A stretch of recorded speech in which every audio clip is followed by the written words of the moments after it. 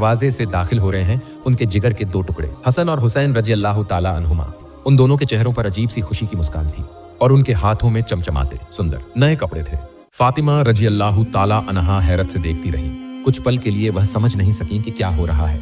फिर वह उनके पास बढ़ी, ममता से दोनों को सीने से लगा लिया और नरम आवाज में पूछने लगी, मेरे लालो बताओ तो ये कपड़े तुम्हारे हाथ में कहां से आए?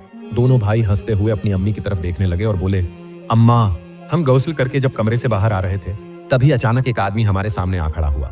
उसने कहा, हसन, हुसैन जरा रुक जाओ। हम रुक गए। फिर उसने कहा, मैं दर्जी की दुकान से आया हूं, तुम्हारे नए कपड़े तैयार हो गए हैं, ये लो तुम्हारे कपड़े। उसने हमारे हाथ में ये कपड़े दे दिए। फिर हमने कुछ नहीं देखा, दौड़ते हुए तुम्हारे पास आ गए। कुछ देर बाद हजरत अली रजी अल्लाह ताला अन्हु घर वापस आए। दरवाजे पर दस्तक दी। फातिमा रजी अल्लाह ताला अन्हा ने दरवाजा खोला। अली रजी अल्लाह ताला अन्हु अंदर आए और देखा उनके दोनों बेटे हसन और हुसैन नए चमचमाते कपड़े पहनकर ईद की नमाज की तैयारी कर रहे हैं। वह हैरान रह गए, बेहद ताज्जुब से बोले, हसन, हुसैन, ये इतने अच्छे कपड़े कहां से मिले तुम्हें? ये कपड़े मैंने तो कुछ नहीं खरीदा, क्या तुम्हारी माँ ने दिलाए हैं? उन्होंने नजर फातिमा रजी अल्लाह ताला अन्हा की तरफ घुमा दी। सवाल भरी आंखों से पूछा, फातिमा, तुमने कैसे इसका इंतजाम किया? हमारे घर में तो कुछ भी नहीं था, कपड़े खरीदने के लिए पैसे भी नहीं थे। तब फातिमा रजी अल्लाह ताला अन्हा ने सिर झुकाकर सब कुछ बयान किया।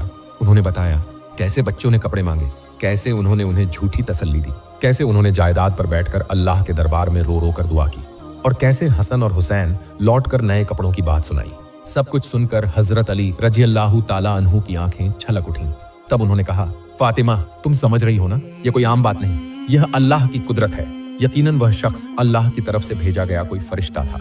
उसने तुम्हारी दुआ कबूल कर ली, आसमान से जन्नत के कपड़े लाए तुम्हारे बच्चों के लिए। इसके बाद हजरत अली हसन और हुसैन को लेकर ईद की नमाज अदा करने के लिए ईदगाह की तरफ रवाना हुए। उधर नबी जी ईदगाह पहुंच चुके थे।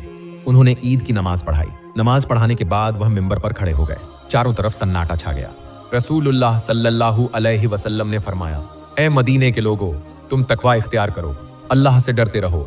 आज का दिन सिर्फ खुशी का नहीं, जिम्मेदारी का भी है। फिर थोड़ी देर रुककर चारों तरफ देखा। सभी ध्यान से सुन रहे थे। फिर फरमाया, ज़कातुल फित्र दो, यह गरीबों के खाने का बंदोबस्त है ताकि वह भी ईद के दिन भूखे ना रहें।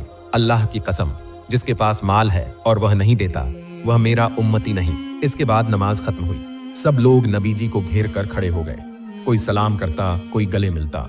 रसूलुल्लाह सल्लल्लाहु अलैहि वसल्लम सबके साथ मुस्कुराकर बातें करने लगे। एक सहाबी ने पूछा, या रसूलुल्लाह, आज आप जिस रास्ते से आए क्या उसी रास्ते से वापस जाएंगे? नबी जी ने सिर हिलाया, नहीं, मैं ऐसा नहीं करूंगा, मैं दूसरी राह से लौटूंगा ताकि और ज्यादा लोगों से मुलाकात हो और दोनों